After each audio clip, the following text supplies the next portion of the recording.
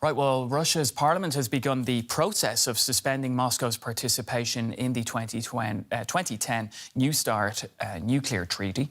President Vladimir Putin announced the suspension in a major national address on Tuesday, blaming the United States and the West for the breakdown in the pact. The New START treaty caps the number of nuclear warheads that Moscow and Washington can deploy. Russia's state parliament, the Duma, approved the suspension today. All right, well, let's speak now to DW's Moscow bureau chief, Yuri Reshetto, who is now based in the Latvian capital, Riga, after Russian authorities closed down DW's Moscow office. Yuri, great to see you. So, we've seen those images now of that meeting between Vladimir Putin and China's top diplomat. What exactly does today's vote on the New START nuclear treaty in the Russian parliament mean? And of course, with this meeting taking place, do you expect that to come up? Well, the vote will certainly be in favor of the president's decision in both chambers of the Russian parliament. Nothing else has ever happened in the last 20 years. The question is, Pablo, what exactly does suspending Russia's participation in the treaty mean? And what is the difference between leaving the treaty and just suspending it? The possibility of suspension isn't part of the contract. However, Putin's wording about suspending may be a signal that Russia is not going to increase the number of warheads, at least not significantly. This is also confirmed by the Russian Foreign Ministry, which said that Moscow would comply with the restrictions of the number of nuclear warheads provided for by the treaty until 2026, when this agreement expires. Yuri, tell us, why did Vladimir Putin decide to suspend Russia's participation in the treaty, or why do you think? Well, Putin pointed out different arguments. Firstly, he called the whole thing a theater of absurdity, meaning that under the current conditions, NATO requires Russia to comply with this treaty and letting Western experts into strategic facilities. Putin's explanation is that the West is directly involved in Ukraine's attempts to strike Russian strategic air bases. Second, Putin said Russia is not allowed to conduct inspections with the Russian experts in the nuclear facilities in the United States. Finally, Washington would be allegedly thinking about the testing of new nuclear weapons. In this regard, the Russian president, by the way, instructed the Russian Ministry of Defense already to prepare for possible Russian nuclear tests. Yuri, tell us a little bit about the consequences of today's vote in the Duma for the war in Ukraine. Well, I think since Russia has so far not used nuclear weapons in the war against Ukraine, but is fighting in Ukraine with conventional weapons, there is no direct connection to the war in Ukraine. Nevertheless, Putin repeatedly threatens to fight back with all means Russia has, including, of course, indirectly nuclear weapons. And according to Russian television and its daily propaganda shows, a nuclear weapon or nuclear war could start tomorrow. So it's a suspension that makes the situation more threatening. Thanks, Yuri. DW's Moscow bureau chief, Yuri Reshetto, in Riga for us. And as the snow falls in Kyiv, let's go live to DW's Fanny Fashar in the Ukrainian capital. Fanny, such a big 24 hours. What did Ukrainians make of President Biden's speech?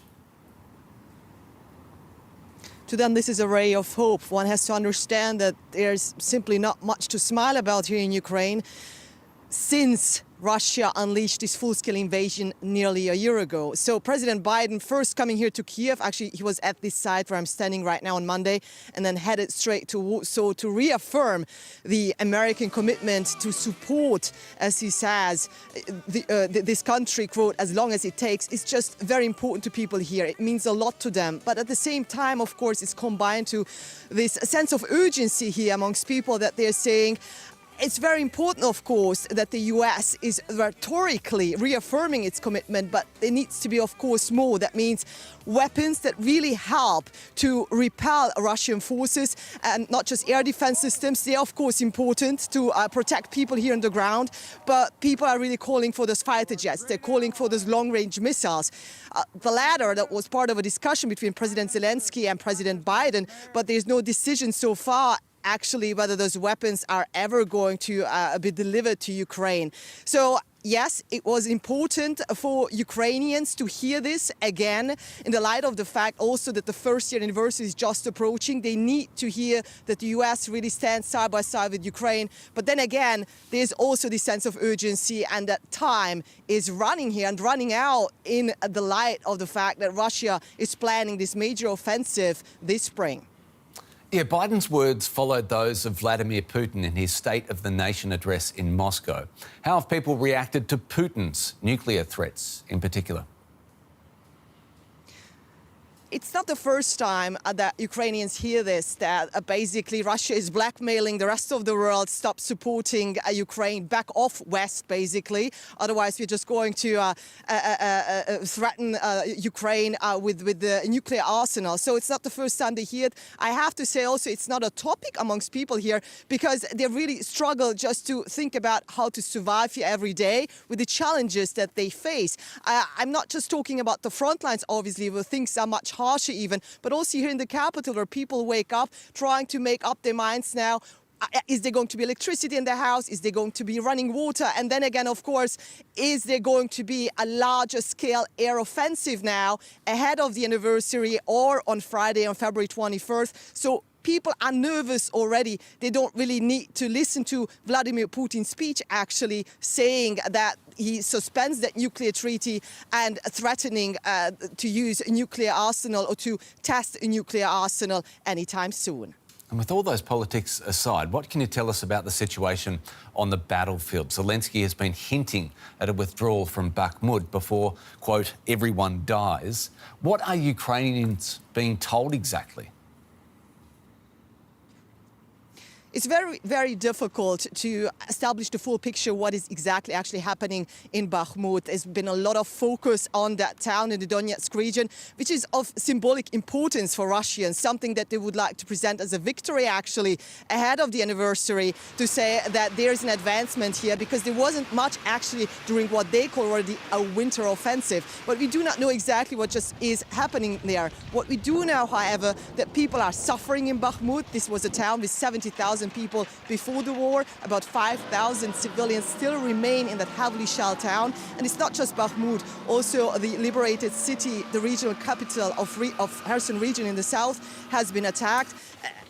At least 6 people have been killed. These are civilians that were waiting at a bus station. So again, if you come back to the second question, it's not a nuclear threat that makes people nervous here, but trying to live their daily lives, going to work, waiting at the bus station and not knowing actually whether they will make it to work because of the continuous firing at towns, at villages, at this country by Russia.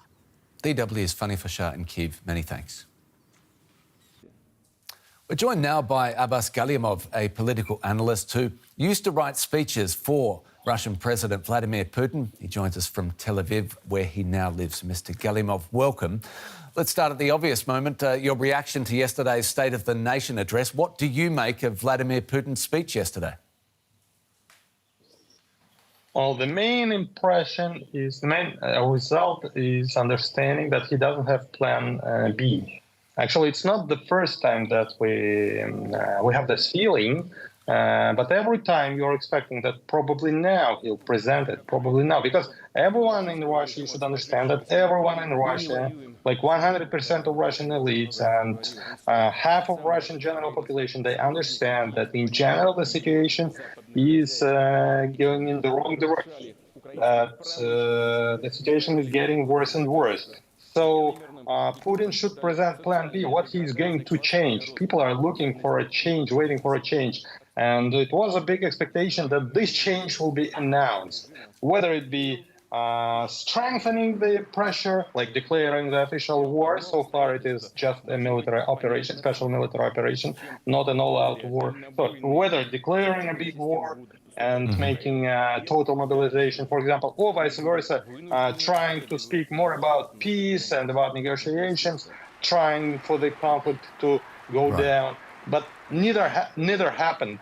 He just went on pressing that everything is okay, everything is perfect, we're going in the right direction. So No plan B. This is the main conclusion. Who, if anyone, and you've got experience in this, is writing Putin's speeches at this point? How many people actually have a say in what it is he says to the world at this point? Well, I would say that the speechwriters team is not big, 3-4 people, no more. But, you should understand that the head of the presidential administration and top managers of the administration, at least 2 or 3 of them, they're controlling the process, taking part in the process. And they're usually inviting all the deputy prime ministers and prime minister to speak about the economics. So all in all, 20 or 30 people at least. You said in a recent interview that you could imagine a coup in Russia. Do you really see this happening? And do you see someone bold enough to try?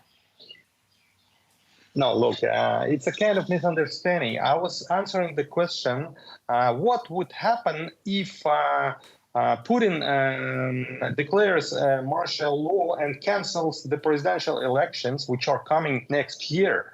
Next March, Putin should be re-elected, and he is going to face serious problems with this unless he wins the war.